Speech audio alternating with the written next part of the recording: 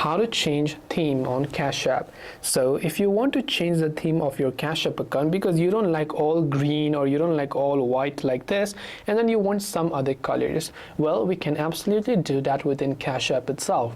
Just tap on the Cash App profile icon located at the top right hand side of the screen, and once you've done that, what you want to do is to simply scroll all the way to the very bottom, and there you'll find the option that says themes. Just tap on the themes option. Here you can see the default greenish theme that we have, but we can also choose that to a pink one, and we can also change that to a gradient green and other background as such. So you can see there are some really cool backgrounds, but the only catch over here is that these themes are not free. You have to pay a certain price by just tapping the order icon from the very top right hand side of the screen, and when you tap on the order icon from the top right hand side, you should be able to go ahead and then get this theme on Cash App.